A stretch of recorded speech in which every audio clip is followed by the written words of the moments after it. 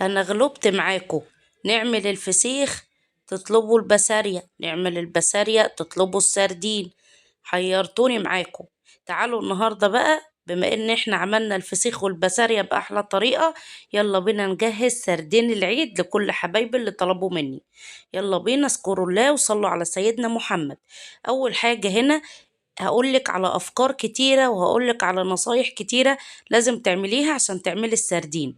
أول حاجة هنا لازم تجيبي السردين الموزة، السردينة الكبيرة المحملة الملفوفة في نفسها دي، زي ما انتوا شايفين اللي لونها يكون أحمر كده من جوه وراسها حمرا. شايفين السردين اللي في إيدي؟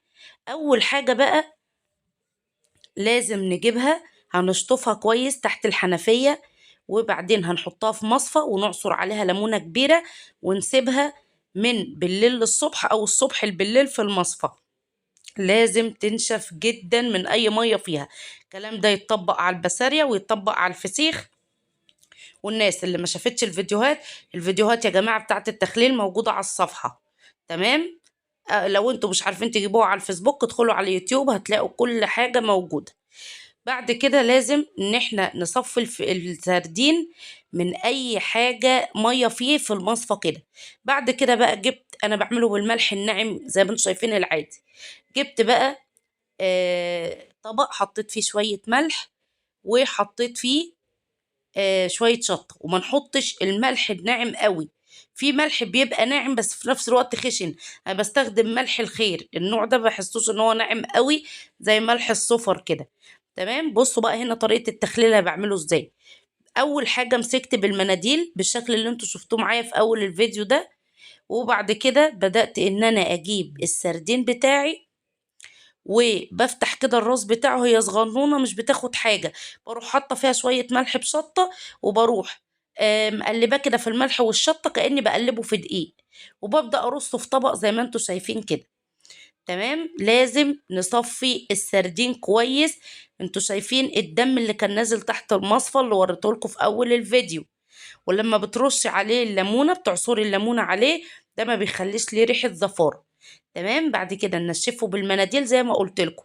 لازم الادوات اللي بتشتغلي بيها لساعة التخليل تبقى ناشفة زي ما انتوا شايفين كده اللي انا بعمله. الطبقين اللي انا بشتغل فيهم ناشفين، ايدي ناشفة. تمام. بنشف بمناديل وبحط في الملح عشان ما يبقاش فيه اي مية، لان المية هي اللي بتعمل العفونة وبتعمل الروائح الوحشة في المخللات، وبتخلي الحاجة ريحتها بتبقى سيئة.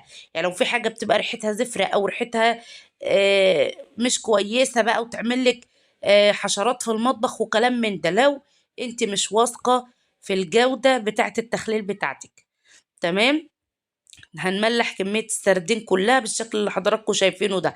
طيب، السردين في ايام الشتاء دي نديله مدة قد ايه عشان خاطر يطلع معانا حلو؟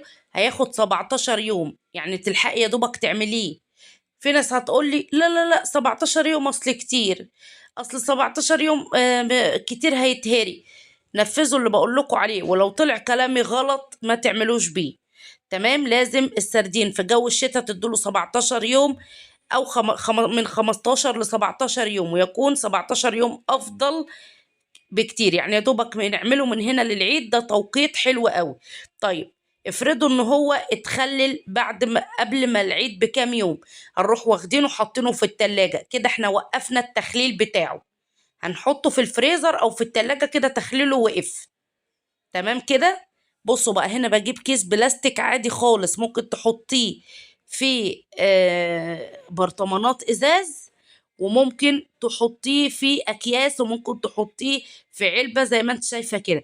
اهم حاجة نحطه، انا بحب احطه في اكياس، وبطلع الهواء بحبكه كويس وبقفله كويس كده. في ناس هتقول لي ما تحط له زيت، رش له زيت، تحطوش عليه اي حاجة. دي طريقة المحلات الكبيرة في التخليل. ما تحطوش اي حاجة. الحاجة المتخللة صح هي اللي تنزل ميتها منها لنفسها.